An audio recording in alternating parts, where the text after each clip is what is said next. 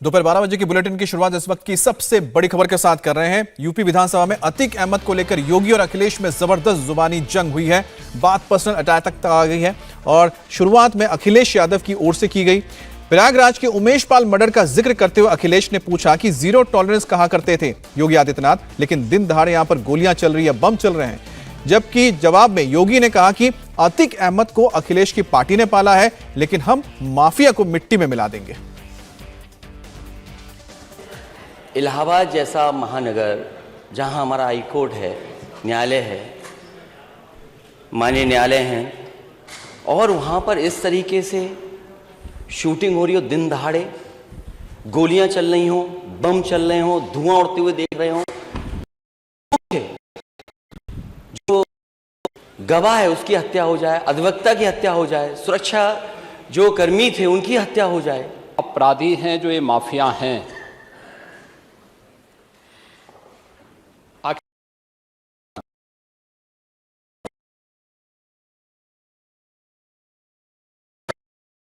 बात जवाब आ जाए। ये जब आप फ्रीडम ऐप से सीखकर क्या आप मोमबत्ती बनाते हैं? अगर ऐसा है तो आप अपनी मोमबत्तियों को 1 करोड़ फ्रीडम ऐप के जो ग्राहक हैं उन्हें बिना किसी खर्चे के आप उसे बेच सकते हैं। अभी आपका नाम तो नहीं लिया कि आपने माफिया के खिलाफ, जवाब आ जाए। जिस माफिया के खिलाफ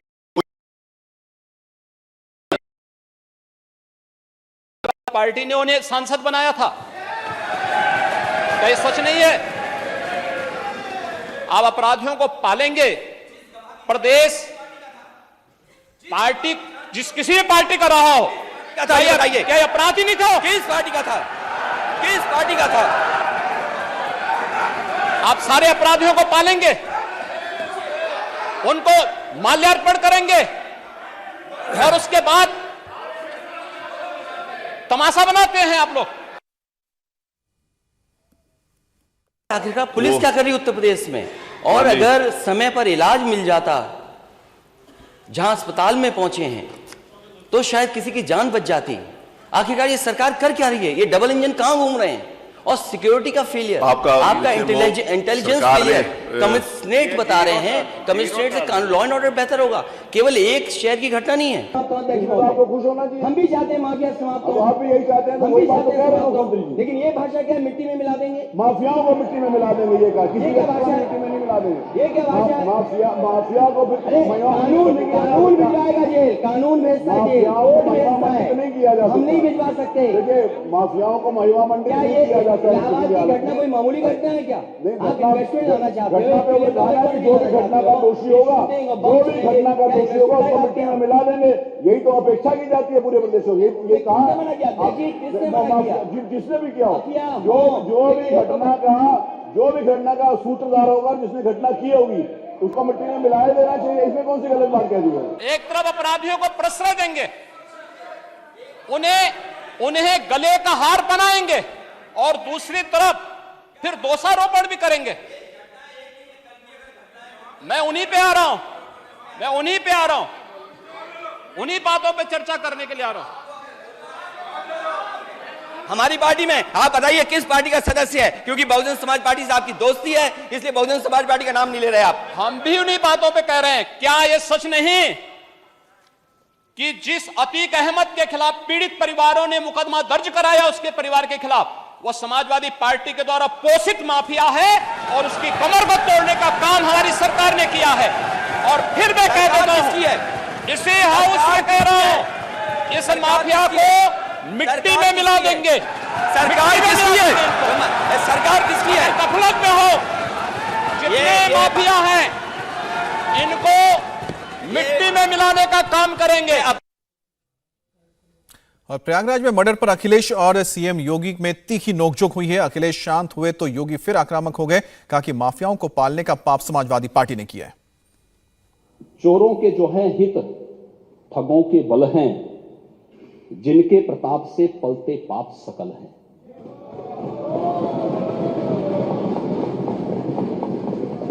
जो छल प्रपंच सबको प्रश्रय देते हैं या चाटुकार जन की सेवा लेते हैं, यह पाप उन्हीं का है।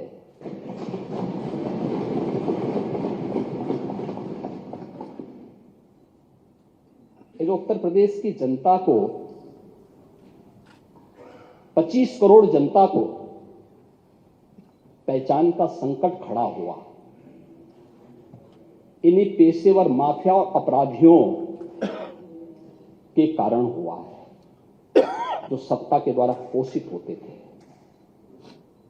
जिन्हें महिमा मंडित करके ये लोग अपने आप को गौरवान्वित महसूस करते थे। जिन पेशेवर माफिया और अपराधियों के सामने सत्ता नतमस्तक होती थी, और आज उत्तर प्रदेश भी इस बात को जान रहा है और देश और दुनिया भी जान रहा है, उन पेशेवर माफिया और अपराधियों के खिलाफ जो कार्रवाई चली है वह एक नजीर भी बनी है। समुद्र से लंका में जाने के लिए रास्ता मांगते हैं और रास्ता नहीं मिला है, तो पहली चौपाई तो मैंने पहले बता दी थी, जब उन्होंने कहा कि भय बिन होई न प्रीति। और तब जब लक्ष्मण जी धनुष और बाण लेकर के राम जी के पास जाते हैं और भगवान राम को देते हैं, और भगवान राम तीर का संधान करके फिर समुद्र को चेतावनी दे करके आगे की कार्रवाई करते हैं, तब समुद्र खड़ा होता है भगवान राम के सामने, फिर कहता है महोदय ये वही पंक्ति है, प्रभु भल कीन मोई सिख दिन ही मर्यादा पुनि तुम्हारे कीन्हे, ढोल गंवार सूत्र पशुरानी सकल ताड़न के अधिकारी। अब ये सीख से है, शिक्षा से है, तो मैंने शुरू में इसी बात को कहा ना, ये विरासत में नहीं मिलती।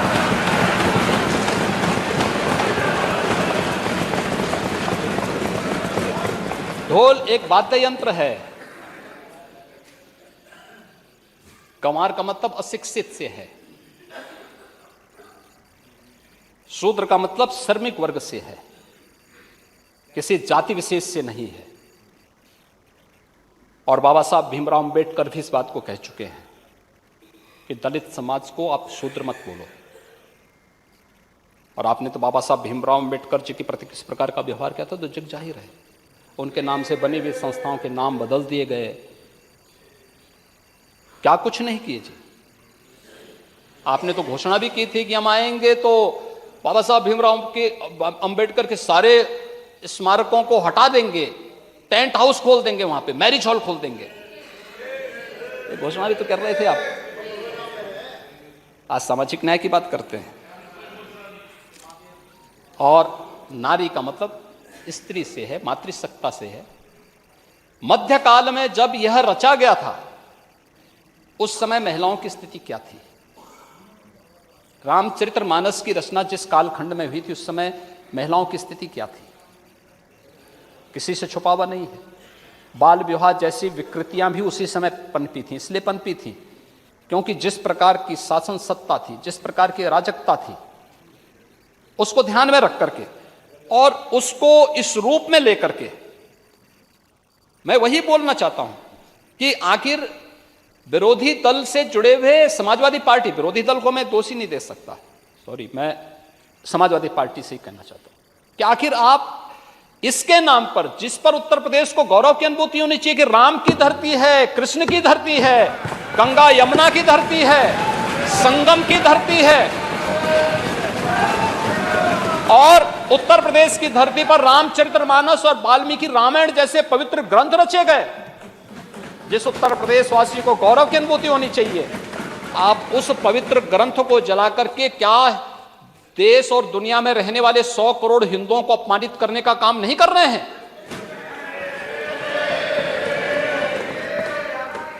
और इस प्रकार की अराजकता को कैसे कोई स्वीकार कर सकता है? कैसे कोई स्वीकार कर सकता है? और इसलिए महोदय मुझे तो केवल एक पंक्ति याद आती है, जाके प्रभु दारुण दिखती ना ताके मती। विरासत में तो नहीं मिली थी, लेकिन जो बचा कुचा था वो भी स्वाहा। और अटल जी ने इस संबंध में बहुत अच्छी बात कही थी। वह कहा था उन्होंने, हिंदू तनमन हिंदू जीवन, रग रग हिंदू मेरा परिचय।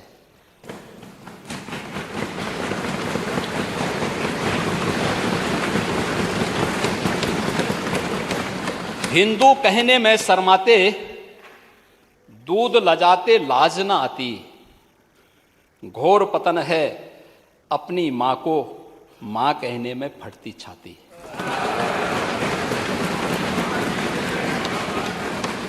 जिसने रक्त पिलाकर पाला, क्षण भर उसका भेष निहारो। उसकी खूनी मांग निहारो, बिखरे बिखरे केस निहारो। जब तक दुशासन है, बेड़ी कैसे बंध पाएगी। कोटि कोटि संतति है, मां की लाज न लुट पाएगी।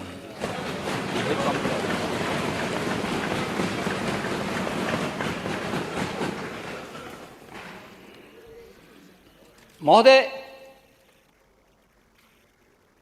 मातृशक्ति की बात हो रही थी। नेता विरोधी दल कह रहे थे कहां पे जो है हेल्प डेस्क बना है। प्रदेश के सभी 1537 थानों में और जीआरपी के थानों को मिलाएंगे 1584 थाने आते हैं। इन सब में महिला हेल्प डेस्क की स्थापना हो चुकी है। प्रत्येक जनपद में एक अतिरिक्त महिला थाना के साथ साथ एक अतिरिक्त महिला परामर्श चौकी की स्थापना हो चुकी है। प्रदेश के सभी 1537 थानों में 10,417 महिला बीट गठित की गई है और प्रदेश के सभी ग्राम पंचायतों में जहां पर ग्राम सचिवालय का निर्माण हो चुका है, वहां एक मिशन शक्ति कक्ष का निर्माण भी किया जा चुका है। महोदय, 2017 तक उत्तर प्रदेश पुलिस में महिला कार्मिकों की संख्या मात्र 13,000 थी। आज ये संख्या 32,000 से अधिक है। तो उत्तर प्रदेश में महिला और बाल अपराधों में प्रभावी जो अभियोजन के फलस्वरूप अब तक 35 अपराधियों को मृत्युदंड की सजा, 1200 से अधिक अपराधियों को 10 वर्ष से अधिक की सजा, 1445 से अधिक को व्यापक अर्थदंड, 1325 से अधिक को आजीवन कारावास और 3420 से अधिक लोगों को 10 वर्ष से कम की सजा ये अब तक की जा चुकी है। लगभग 5,000 से अधिक अपराधियों को जो महिला अपराध में संलिप्त थे, जिला बदर की कार्रवाई करके अन्य प्रभावी कार्रवाई की जा रही है। और महोदय, प्रदेश के अंदर पास्को और महिला संबंधी अपराध में ई प्रोसिक्यूशन में पूरे देश के अंदर उत्तर प्रदेश नंबर 1 पर है।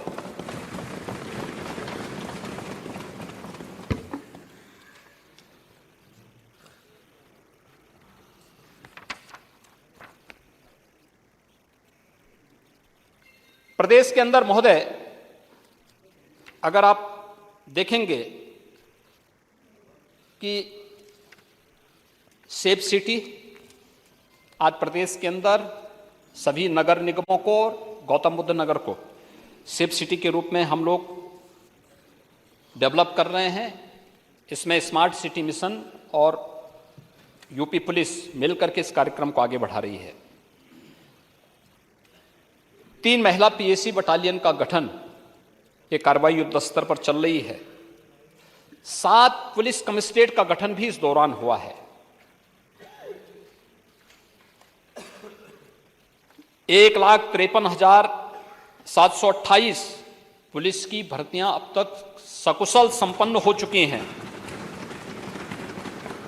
244 थाने, 133 चौकियां, 78 जिलों में एंटी थेफ्ट पुलिस थाने, 40 एंटी ह्यूमन ट्रैफिकिंग यूनिट थाने, 74 जिलों में 79 महिला पुलिस चौकियां और परामर्श केंद्रों की स्थापना भी की गई है। हर रेंज में साइबर क्राइम थाने की स्थापना हुई है। हर रेंज में फॉरेंसिक लैब की स्थापना के साथ साथ लखनऊ में state institute of forensic sciences का भी निर्माण कार्य प्रगति पर है। इसी सत्र में हम वहां पाठ्यक्रम भी प्रारंभ करने जा रहे हैं। और एंटी भूमाफिया टास्क फोर्स ने अब तक 64,000 हेक्टेयर से अधिक भूमि भूमाफियाओं से कब्जे से मुक्त कराई है।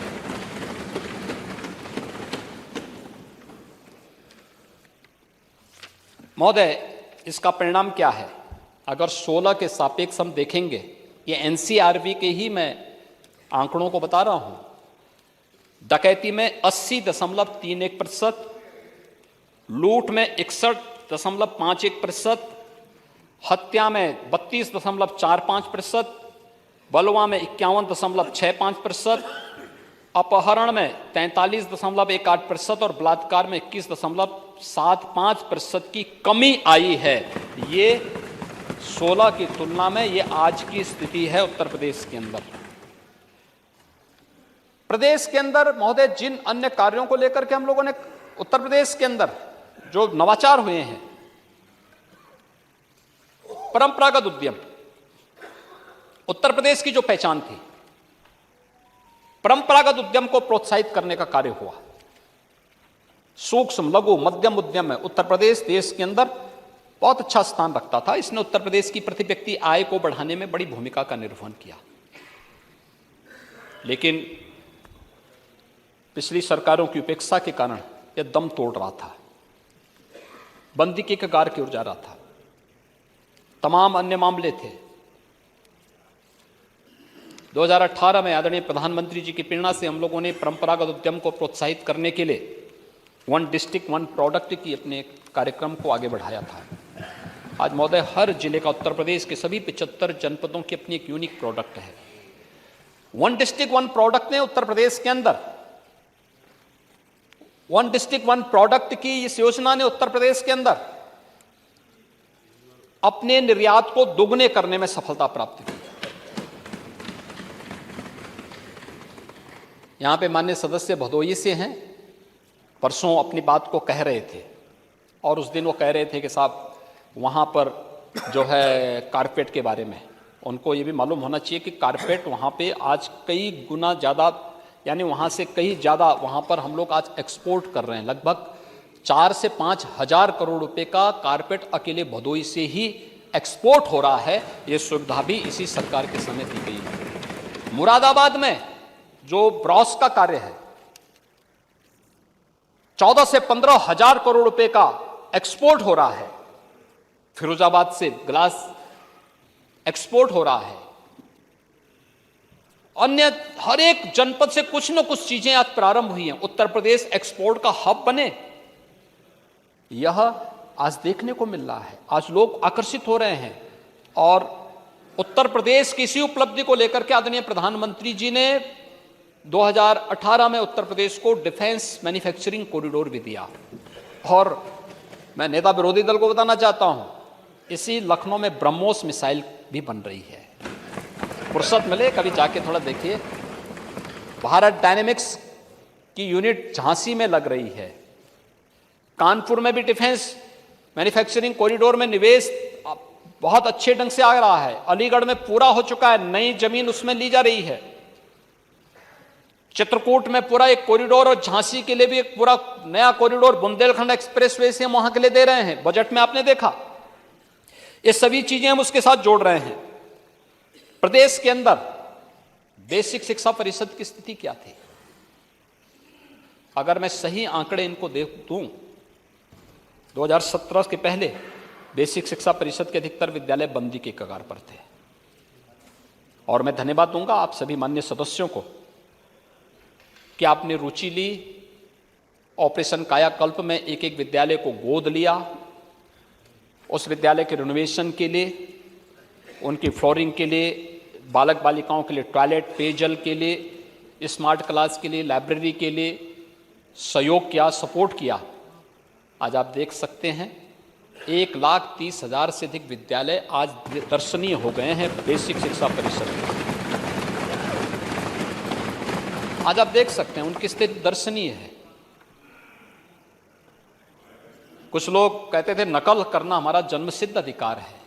उत्तर प्रदेश के नौजवानों के सामने संकट खड़ा कर दिया था पहचान का।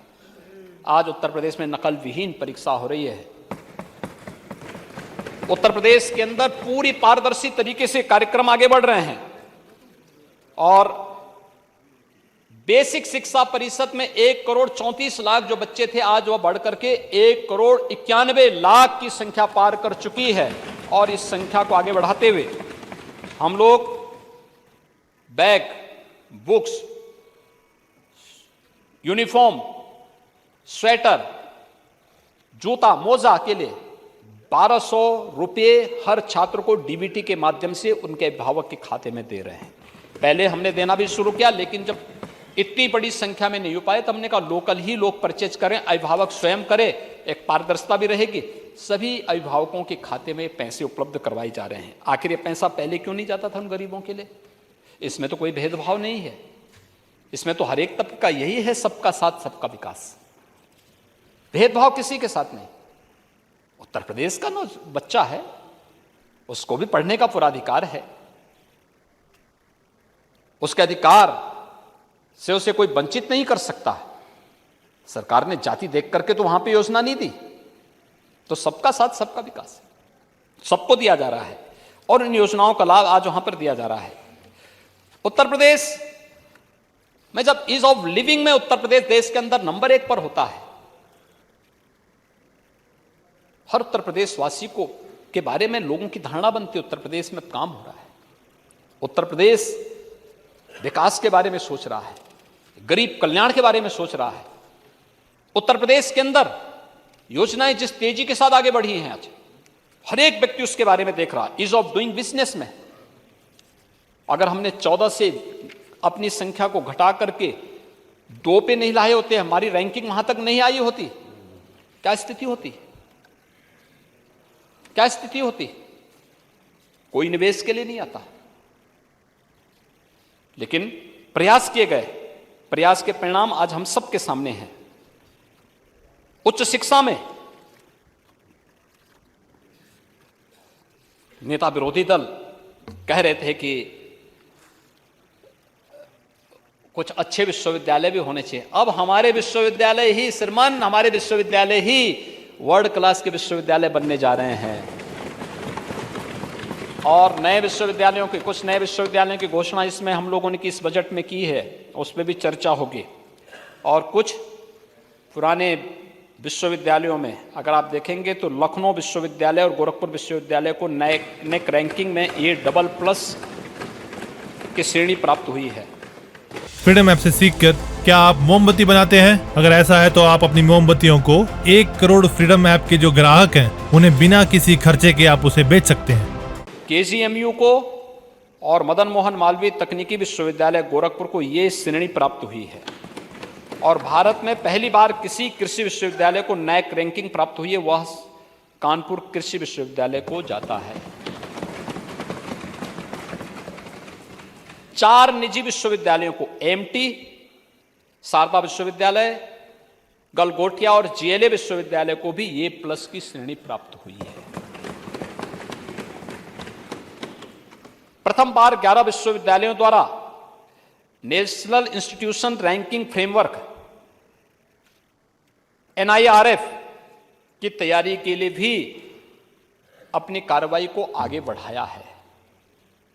ये उत्तर प्रदेश की प्रोग्रेस है और महोदय इस प्रोग्रेस से लोग इस प्रोग्रेस में सहभागी नहीं बनना चाहते, इस प्रोग्रेस को प्रोत्साहित करने का हिस्सा नहीं बनना चाहते, इसलिए उस पर टिप्पणी करते हैं, बार बार टिप्पणी करते हैं।